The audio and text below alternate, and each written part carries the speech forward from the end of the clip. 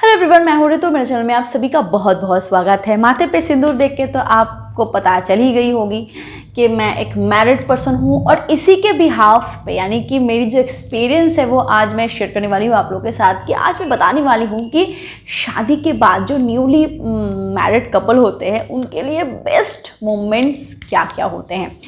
As per my experience, as per मतलब मैं बहुत सी चीज़ें जानती हूँ, मैंने बहुत सी चीज़ें एक्सपीरियंस भी किए हैं, तो सारी चीज़ें आज मैं आप लोगों के साथ शेयर करने वाली हूँ। तो कोई सीरियस वीडियो नहीं, ये वीडियो उन कपल के लिए है जो नई शादी किए हैं, और ये वीडियो उन कपल्स के लिए है जो बहुत ही जल्दी शादी करने वाले हैं। क्योंकि हाल फिलहाल में मैं काफ़ी कमेंट्स पढ़ रही हूँ कि बहुत सारे मेरे व्यूअर्स हैं जो बहुत ही जल्दी शादी करने वाले हैं, तो ये वीडियो उनके लिए बहुत ही काम की होने वाली है। सबसे पहली जो बात होती है, सबसे स्पेशल मोमेंट जो पहली होती है, वो है अपनी सास और ससुर को अटेंड करना। ये इतनी मतलब स्पेशल क्यों होती है? क्योंकि हो सकता है कि आप बाहर जॉब करते हो और शादी के बाद कुछ महीनों के लिए या फिर कुछ दिनों के लिए आप अपने घर में आए हो, यानी कि अपने पति के घर में आए हो, और आपके पति के जो माँ बाप है वो मतलब आपके बारे में क्या सोचते हैं, कैसे आप अटेंड करोगे, क्या बात करोगे, कैसे आप मतलब उनके साथ कोऑर्डिनेट करोगे। ये जो सारी जो फीलिंग्स होती है, थॉट्स होते हैं, वो आपको बहुत बॉदर करते हैं। और आपको पता चले कि जो आप इतना सोच रहे हो ऐसी कोई बात नहीं होती। स्पेशली ये मैंने फील किया क्योंकि इस जनरेशन की हूँ जहाँ पे मैंने सारी चीज़ें देखी हुई हैं, और ऑपोजिट पे मेरे जो सास ससुर है वो थोड़े पुराने ख्यालात के हैं और काफ़ी एजिड भी है। तो मैं कैसे उनको हैंडल करूँगी, कैसे उनसे मतलब उनके साथ मेरी जो बॉन्डिंग होगी वो कैसे होगी। मुझे तो यही रहनी है, मैं तो कहीं बाहर भी अभी जाती भी नहीं थी। तो ये ना बहुत बॉदर करते हैं। और जो मतलब हस्बैंड होते हैं वो भी बहुत टेंशन में आ जाते हैं जब वो उनके वाइफ की मायके जाती है और वहाँ पे भी उनको अपने सास ससुर को अटेंड करना पड़ता है। तो वो भी कैसे करेंगे। ये जो सिचुएशन होती है ना, वो बेस्ट मोमेंट होते हैं। और अक्सर जो कपल्स होते हैं वो शादी के कुछ साल बाद या फिर कुछ महीने बाद ही बात को लेके मतलब खुद एक दूसरे से डिस्कशन करते हैं कि हमने कैसे इस चीज़ को हैंडल किया था। पॉइंट नंबर 2 वो है फर्स्ट नाइट ऑफ हनीमून। मैं फर्स्ट नाइट ऑफ मैरिज की बात कभी नहीं करूँगी क्योंकि अलग अलग धर्म होते हैं, तो अलग अलग लोग अलग अलग तरीके से मनाते हैं। मतलब ये अलग बात होती है। फर्स्ट नाइट ऑफ मैरिज जो होती है, बहुत से मतलब जाति में ऐसी होती है कि फर्स्ट नाइट पे दूल्हा दुल्हन एक दूसरे को देखते भी नहीं है। बहुत सिचुएशन पे रिसेप्शन के वजह से, हम बंगाली हैं तो बंगाली में रिसेप्शन के वक्त ही हम वो जो सुहागरात वाली बात होती है वो बंगाली में रिसेप्शन के बाद ही होती है। तो जैसे बहुत से जाति में ऐसी बात होती है कि वो फर्स्ट नाइट को ही दुल्हन को लेके घर चले जाते हैं, तो अलग अलग बात होती है। तो मैं फर्स्ट डे ऑफ मैरिज की बात नहीं करूँगी, पर हाँ फर्स्ट नाइट ऑफ हनीमून की बात मैं ज़रूर करूँगी। ये बहुत प्रीशियस होती है और स्पेशल भी होती है। पर मेरे लिए आपको मैं बताऊँ, मेरी जो हनीमून थी, फर्स्ट हनीमून थी, वो थी पुरी, उड़ीसा में। वहाँ पे हम करीबन 16 लोग एक साथ गए थे।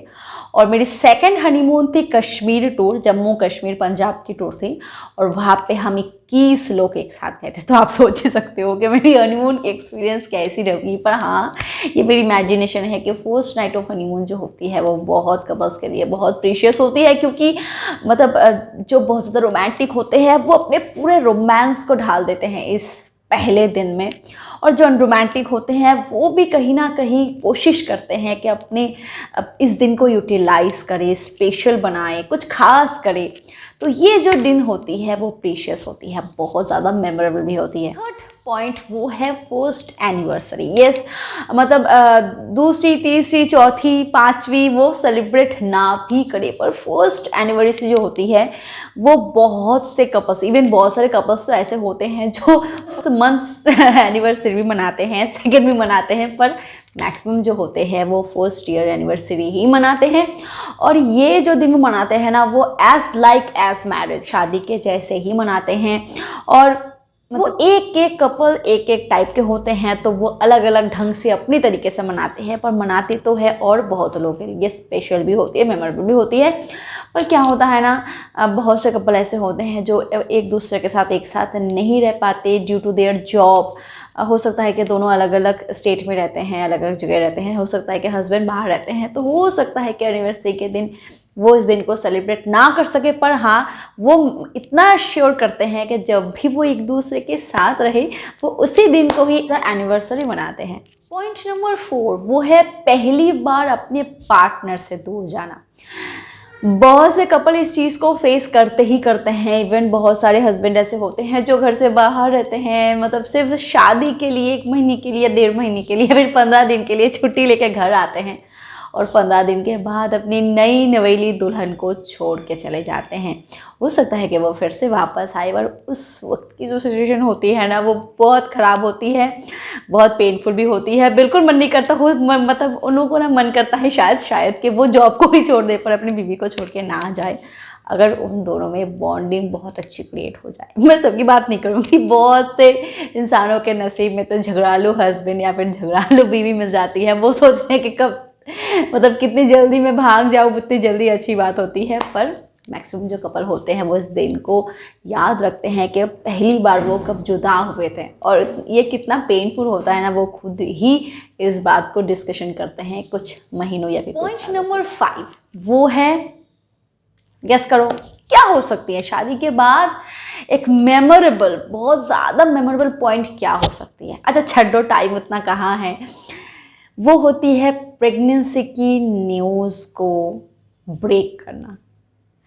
और मैंने पता है, मतलब मैं तो घर पे ही टेस्ट किए थे कि क्योंकि मेरे 2 महीने से पीरियड नहीं आ रहे थे, तो मैं बहुत ज़्यादा कंफ्यूज्ड भी थी, क्योंकि डॉक्टर के पास गई तो डॉक्टर ने कहा कि नहीं ऐसी कोई बात नहीं। और फर्स्ट टाइम मैंने चेक भी किया तो सच में ऐसी कोई बात नहीं थी, पर मैंने 3-4 बार टेस्ट करने के बाद आखिर में मुझे पता चली कि ओ माय गॉड मैं प्रेग्नेंट थी। और अब जो मैं कर रही हूँ ना, इससे 10 नहीं 20 गुना ज़्यादा मैं कर रही थी, उछल रही थी, एकदम उछल रही थी बच्चों की तरह, जैसे मतलब स्किपिंग करते हैं ना लोग, उस स्किपिंग की जैसे मैं उछल रही थी। अपनी सासू माँ मेरी बैठी हुई थी, सब्ज़ी काट रही थी और मैं ऐसे उछल रही थी, इतनी खुशी हो रही थी। और जब मैंने हस्बैंड को बताया, मेरे हस्बैंड तो मतलब जहाँ पता नहीं कहाँ थे काम की वजह से, वो 5-7 मिनट के अंदर मुझे याद है वो घर पे आ चुके थे, और वो भी यकीन नहीं कर पा रहे थे कि मैं प्रेग्नेंट हूँ, क्योंकि काफ़ी दिक्कत हो रही थी, डॉक्टर के पास काफ़ी भाग दौड़ हो रही थी। तो फाइनली मैं प्रेग्नेंट थी, और ये जब न्यूज़ में, और मेरी सासू माँ ने विदिन हाफ एन आवर जितने मेरे रिश्तेदार थे सारे के मतलब सारे के सारे रिश्तेदारों को बता दिया था। तो ये जो न्यूज़ होती है वो बहुत मेमोरेबल होती है। और आखिरी जो पॉइंट है वो है पहली बार शादी के बाद अपने बच्चे को गोद लेना। सच बता रही हूँ, मेरी सिजेरियन डिलीवरी हुई थी, क्योंकि नॉर्मल डिलीवरी में मेरी काफ़ी दिक्कत हो रही थी, जिस वजह से डॉक्टर को फाइनली मेरी सीजर डिलीवरी करवानी पड़ी। मैं बिल्कुल एबल नहीं थी कि मतलब दोनों हाथों में जो होते हैं ना सलाइन वगैरह लगे हुए थे, स्टिचेस भी लगे हुए थे, मैं बिल्कुल मतलब बच्चे को होल्ड नहीं कर पा रही थी, क्योंकि नीचे का जो पोर्शन था पूरा एकदम पैरालाइज हो मतलब उस वक्त तो होती है वही बात। पर मतलब मेरी मन कर रही थी ऐसी कि मैं जाऊँ और झपट के अपने बच्चे को गोद में ले लूँ। पर ये जो एक्सपीरियंस था वो मेरे हस्बैंड ने पहली बार किया था। कि जितने मेरे व्यूअर्स हैं, जितनों ने ये एक्सपीरियंस किया है, वे सिर्फ और सिर्फ वही जानते हैं कि ये एक्सपीरियंस कितनी खुशी देती है, कितनी ज़्यादा खुशी देती है। और बहुत सारे कपल्स तो ऐसे होते हैं जो बहुत दिन ट्राई करने के बाद तब जाके उन्हें बच्चा होता है, और उनकी जो एक्सपीरियंस होती है, उनकी जो खुशी होती है ना, वो नॉर्मल कपल से बहुत ज़्यादा होती है। तो व्यूअर्स, आपको ये वीडियो कैसी लगी मुझे कमेंट सेक्शन में ज़रूर बताइएगा, और आपको कौन सी पॉइंट ज़्यादा मेमोरेबल लगी वो मुझे ज़रूर बताइए, क्योंकि आपकी हर कमेंट मेरे लिए अब बहुत इंपॉर्टेंट है। Thank you so much for watching my video. Keep watching and keep healthy. Bye bye.